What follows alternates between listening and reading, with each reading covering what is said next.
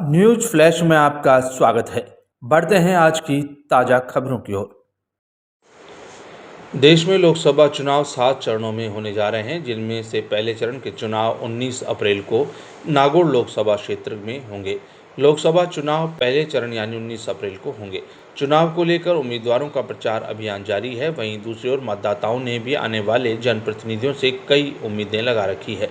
इस बारे में हमने नागौर लोकसभा क्षेत्र में मतदाताओं से बात की तो उन्होंने आने वाले जनप्रतिनिधि से क्या उम्मीद लगा रखी है, इसके बारे में बताया। मतदाताओं का कहना है कि सरकार जब भी कोई योजना लाती है तो वह या निम्न वर्ग के लिए हो या मध्यम वर्ग या उच्च वर्ग के लिए, सरकार की ओर से मध्यम वर्ग के लिए कभी कोई योजना जारी नहीं की जाती। ऐसे में आने वाले जनप्रतिनिधियों और सरकार से मतदाताओं ने उम्मीद जताई है कि वह नई सरकार बनने के बाद मध्यम वर्ग के लिए विशेष योजना शुरू करे।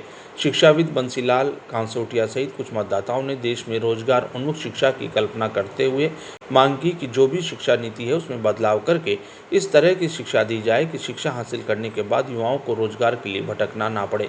महिला वर्ग से जुड़ी ललिता वर्मा पारिक का कहना है कि सरकार कुछ ऐसे सख्त कानून बनाए कि पिछले कुछ वर्षों में लगातार बढ़ रहे महिला उत्पीड़न और महिलाओं पर अपराध की वारदातों में कमी आ सके और महिलाएं अपने आप को सुरक्षित महसूस कर सके।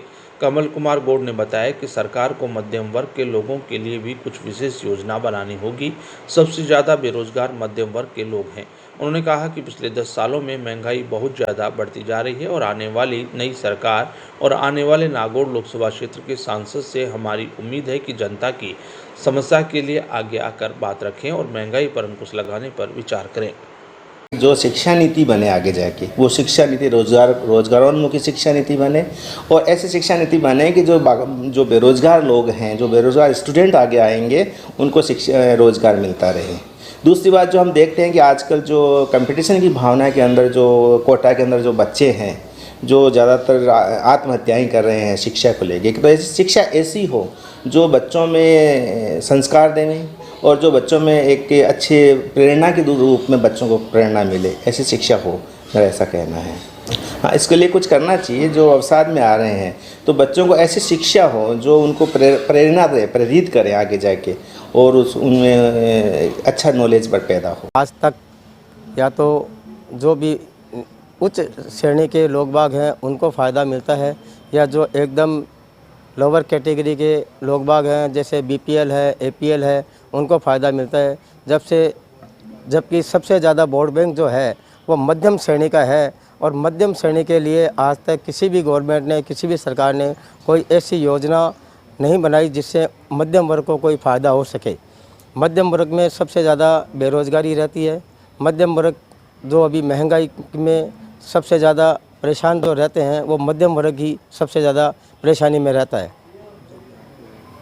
और जो भी हमारा एमपी आए, किसी भी दल से आए, वो हमारी बात को उच्च प्रबंधक तक ठेठ आगे तक उठाए और उस बात को उठाने में मध्यम वर्ग को ज़्यादा से ज़्यादा फ़ायदा मिले। हम हमारी बात को यही करना चाहते हैं। देखिए, पिछले 10 सालों में काम देश के या आगे बहुत अच्छा हुआ होगा, बाकी महंगाई को लेकर के किसी भी प्रकार की कोई राहत नहीं मिली है। महंगाई तो 10 सालों में दिन दूनी रात चौगुनी ही बढ़ी है।